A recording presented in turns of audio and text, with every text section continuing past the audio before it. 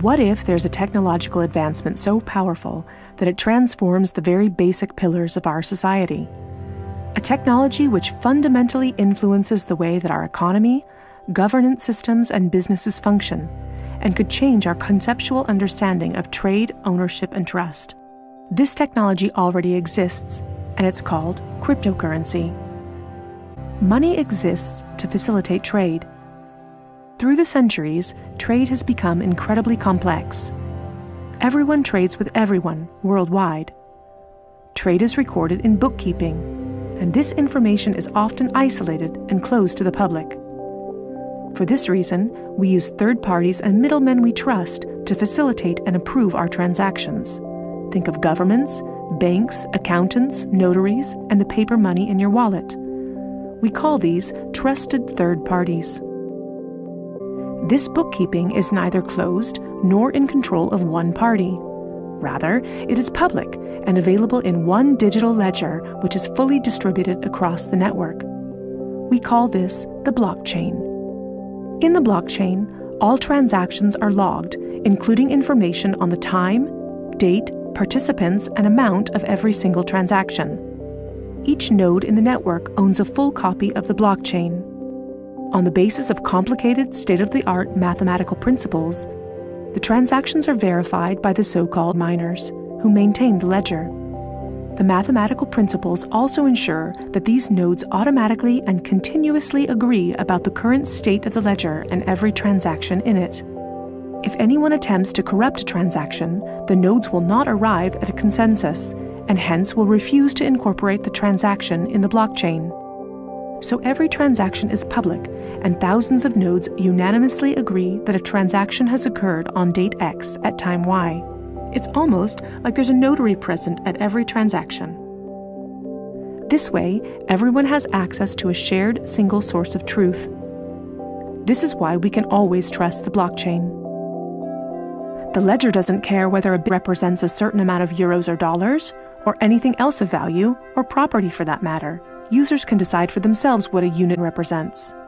Coin is divisible in 100 million units, and each unit is both individually identifiable and programmable. This means that users can assign properties to each unit. Users can program a unit to represent a eurocent, or a share in a company, a kilowatt-hour of energy, or a digital certificate of ownership. Because of this, coin can represent many kinds of property: 1,000 barrels of oil, award credits, or a vote during elections, for example. Moreover, it allows us to make our currency smarter and to automize our cash and money flows. Imagine a healthcare allowance in dollars or euros that can only be used to pay for healthcare at certified parties. In this case, whether someone actually follows the rules is no longer verified in the bureaucratic process afterwards.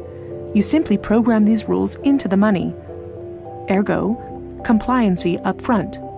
The unit can even be programmed in such a way that it will automatically return to the provider if the receiver doesn't use it after a certain amount of time.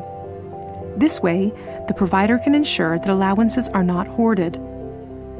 A company can control its spending in the same way, by programming budgets for salaries, machinery, materials, and maintenance so that the respective money is specified and cannot be spent on other things.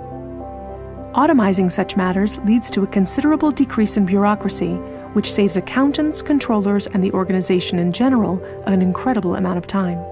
The programmable open character allows us to completely rebuild and innovate our financial sector and our administrative processes, make them more efficient and transparent, and significantly decrease bureaucracy.